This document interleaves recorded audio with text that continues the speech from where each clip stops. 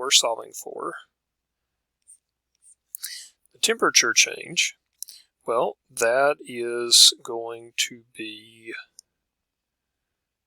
for the metal, it's going to be 37.5 minus 100. So it changes, delta means the final minus the initial, and that makes sense because the temperature of the metal actually goes down, right? Okay, so the mass of the water is 100 grams, and the specific heat of water is, for liquid water, is 4.18 according to your reference table. And the temperature change of the water is 37.5 minus 23.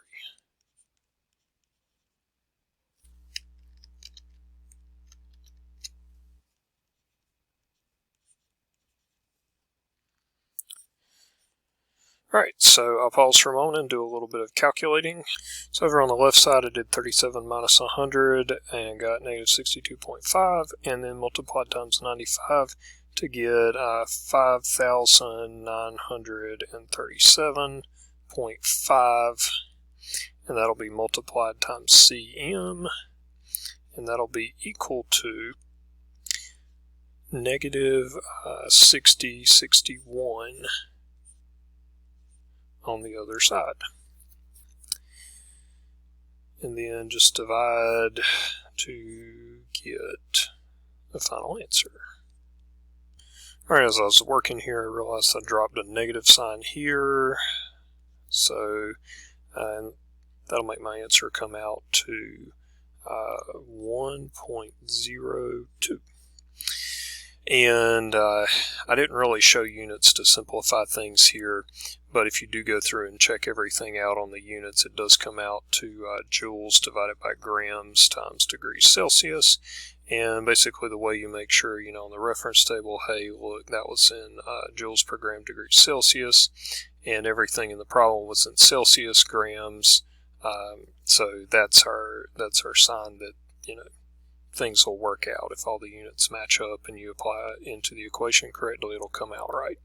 Now, so we did the first part of this. We found the specific heat, and that's great. But it also asks us to identify the metals. So let's take a look down here and see if I can see.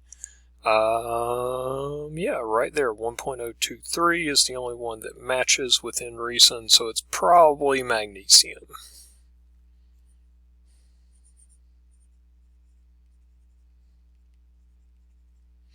Alright, so that's how you would solve that one. Let's take a look at our second example problem. So, let's identify the unknown here. What is the identity of the metal? That's our unknown. Our knowns. So the 85 grams, the initial temperature, the final temperature, the heat capacity of the calorimeter. By the way, you should really read this problem in detail and maybe, you know, pause the video and check that out. And they also told us this thing weird at the end. We're probably not going to need that until the very last thing that we do here in identifying this. So go through, read the problem, think about it, and then maybe try it on your own, and then we'll come back here and work it out. Alright, so here we go. Plan this time is the same as the plan last time. So we have this unknown metal. We know how much of it we have. And it's going to be dropped in. It's going to lose heat, and the water is going to gain heat in response. The only difference between this and the last problem is this time, instead of giving us the amount of water and the well, really just they didn't give us the amount of water in the calorimeter.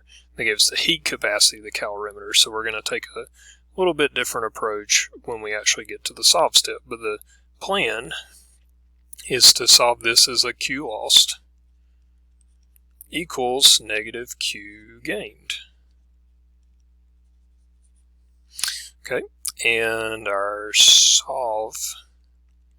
So the Q lost by the metal, that'll be the same. It'll be an MC delta T. So mass of the metal times specific heat of the metal times the temperature change of the metal.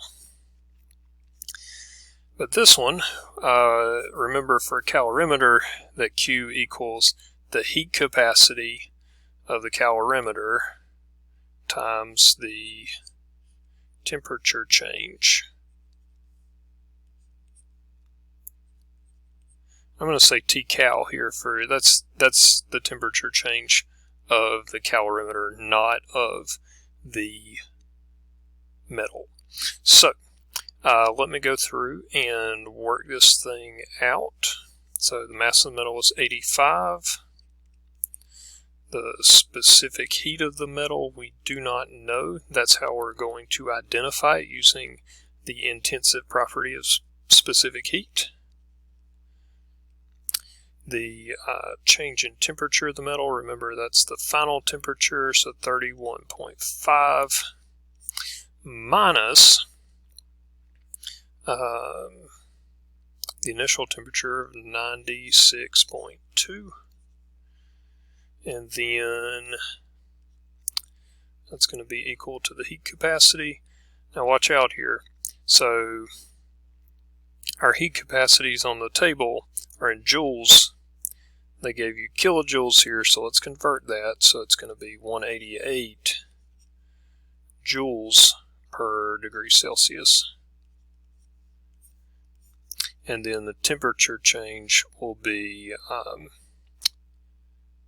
almost put 1,000 in. It'll be 31.5. Notice they both have the same final temperature, but the initial temperatures are definitely different, so minus 20.2. Pretended I was up in Boone while I was working this problem out. Water boils at a little lower temperature there, so you don't get quite as hot of a unknown metal, and it's usually a little cold in the rooms up there.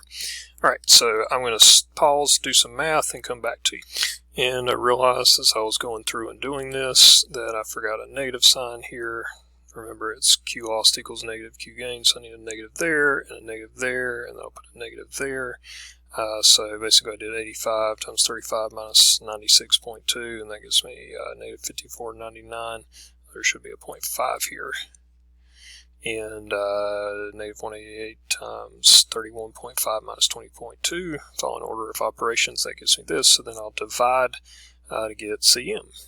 Alright, when I carry out that calculation, I get 0.386 joules per gram degree Celsius. Look over here at the reference table, and there's a couple that are close here. There's copper, and then there's zinc. But remember, they told me that the melting point was well over, or it was over 1,000 degrees Celsius. So here's the melting point of copper versus the melting point of zinc. So this would have to be copper.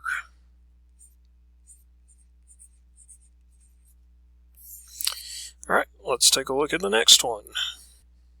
Alright, so this one's a little bit different take because the unknown here is the final temperature of the two, and then the known information, they give you the grams of the zinc and the temperature. You can look up the specific heat of it, and they also give you the grams of water and the temperature of the water.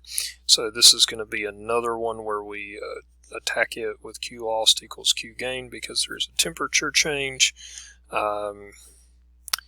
between two different objects transferring energy to each other. So let's go through and give that a try. So we're going to get to qlost equals negative qgained. Alright, so when we plug in for this, we can use Q equals MC delta T on both sides. So let me do that.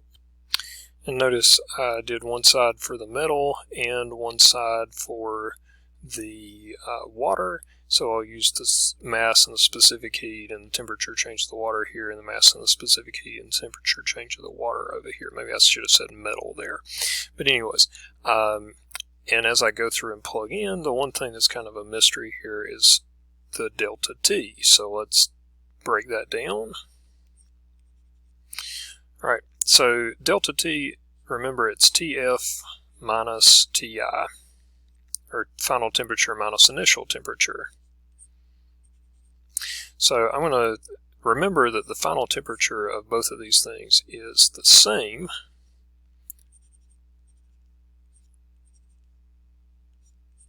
So I'm just going to call that TF. And the Tm and the Tw are the temperature of the metal and the temperature of the water to start with. So let me plug in numbers in place of all these things except Tf. Alright, the specific heat of the zinc I can get here is 0.388. Recall the specific heat of the water is 4.18. Alright, I'm going to multiply 53 times 0.388 and then distribute it to Tf minus 100. And then I'm going to multiply 100 times 4.18 and distribute it to Tf minus 23. Made sure I distributed that negative sign. Now I'm going to combine like terms. Alright, and now I will divide to find TF. Alright, and that comes out to a final temperature of 26.6 degrees Celsius, which seems reasonable. It was an increase over the initial water temperature, and it was less than the initial temperature of the metal. Alright, that concludes it. Thanks for watching.